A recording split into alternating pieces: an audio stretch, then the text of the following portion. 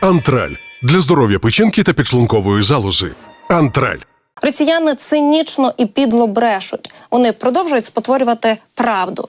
І от своїми цілком абсурдними заявами вони знову намагаються зараз переконати світ у своїй якійсь нікчемній правоті. Принаймні це намагався зробити постійний представник Росії при ООН Василь Небензя. Давайте спочатку послухаємо, як це було. Пытались западные спонсоры Киева представить свою помощь как вклад в самооборону Украины для любого незаангажированного, да и просто думающего человека очевидно, что без их вредоносного вмешательства конфликт давно бы уже закончился, а точнее сказать, никогда бы не начался.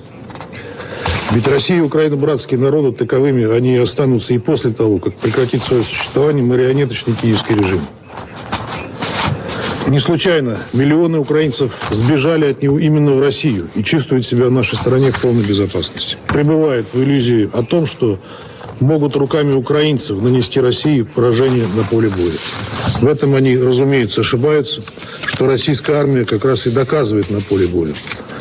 Надеюсь, что все вы понимаете, что без устранения первопричины украинского конфликта прочного мира обеспечить не удастся. Кроме того, военным экспертам очевидно, что нет такого супероружия, которое Запад может передать Украине и которое может переломить крайне негативные для ВСУ тенденции на поле боя. Правда же состоит в том, что с 2014 года Вашингтон и его союзники завели в лице Украины подопытную морскую свинку и поставили перед собой задачу вырастить из нее что-то такое, что досаждало бы России, а в идеале мешало бы нашему развитию. Чуєте, що каже Небензя, той, що постійно бреше, що немає такої зброї, яка б могла зараз суттєво вплинути на ситуацію на полі бою, бо більше зробити це на користь України. Так от, це ми ще побачимо, тому що нехай собі там кажуть, ми своє знаємо.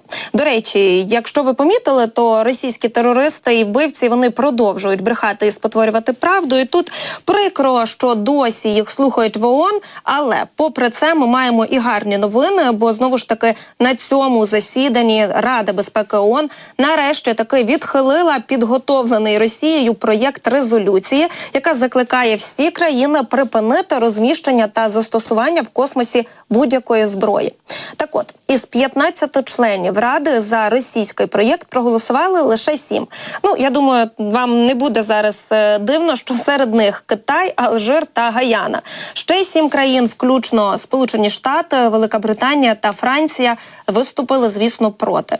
Швейцарія, щоправда, утрималася від голосування, тому тут цікаво. Але все ж таки резолюція вважається ухваленою, якщо за неї подано голоси 9 членів Ради безпеки ООН. І жоден із постійних членів не наклав вето.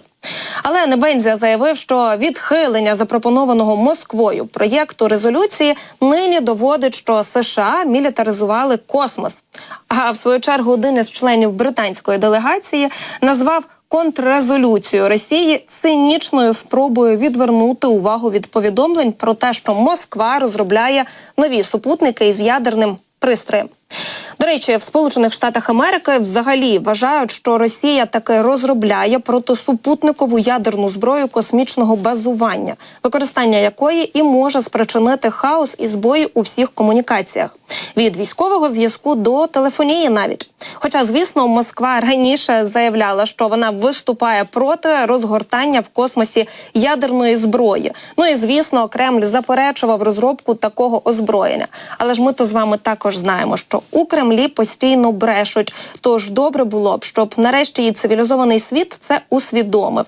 Але от те, що все ж таки вже лунають такі заяви на засіданні Ради безпеки ООН, це теж дуже добре.